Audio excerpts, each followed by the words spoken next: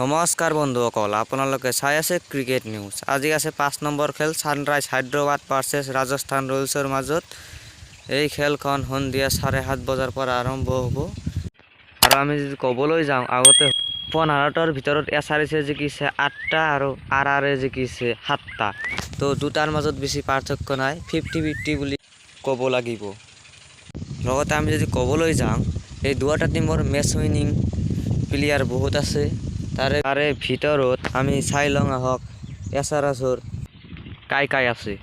অভিষেক শৰ্মা, কেন ৱেলিংছন অপেনিঙত খেলিব বুলি কৈছে।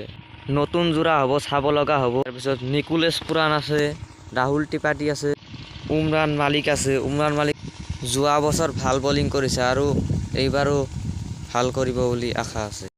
লগতে আৰু এজন আছে টি নটৰাজন, কেনেকুৱা খেলে চাব লগা হ'ব নতুন টিমত। আৰু আমি যদি চাবলৈ যাওঁ RRৰ সঞ্জু চেমচম প্ৰত্যেক বছৰে ভাল খেলি আহিছে আৰু যাতে এইবাৰো ভাল খেলিব পাৰে। এই টিমটোৰ কেপ্টেইন হয় সঞ্জু চেমচম, তো ইয়াৰ ওপৰতো দৃষ্টি থাকিব।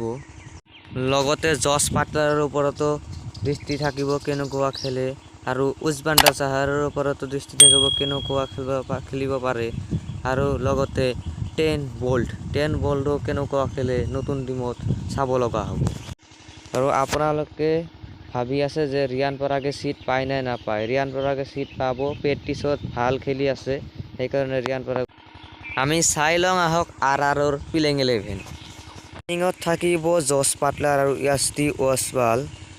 3 নম্বৰ থাকিব দেৱদূত পাটিকেল, 4 নম্বৰ থাকিব সঞ্জু চেমচম, 5 নম্বৰ থাকিব চিমৰেট হেটমায়াৰ আৰু 6 নম্বৰ থাকিব ৰিয়ান পৰাগ আৰু 7 নম্বৰ থাকিব জামিত নিছাৰ, 8 নম্বৰ থাকিব আছমিৰ, 9 নম্বৰ যশৱন্ত চাহেল আৰু 10 নম্বৰ থাকিব 10 বল্ট আৰু 11 নম্বৰত প্ৰসিদ্ধ কৃষ্ণ।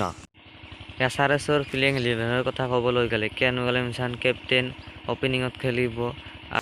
অভিষেক শৰ্মা 3 নম্বৰত, ৰাহুল ত্ৰিপাঠী 4 নম্বৰত, নিকোলাছ পুৰাণ কিপাৰ খেলিব এডেন মাৰ্ক্ৰাম, 6 নম্বৰত খেলিব আব্দুল ছামাদ আৰু 7 নম্বৰত খেলিব ৱাশ্বিংটন সুন্দৰ, 8 নম্বৰত খেলিব ভুৱনেশ্বৰ কুমাৰ, 9 নম্বৰত খেলিব মাৰ্কছ জামছন, 10 নম্বৰত খেলিব উমৰাণ মালিক আৰু 11 নম্বৰত খেলিব টি নটৰাজন।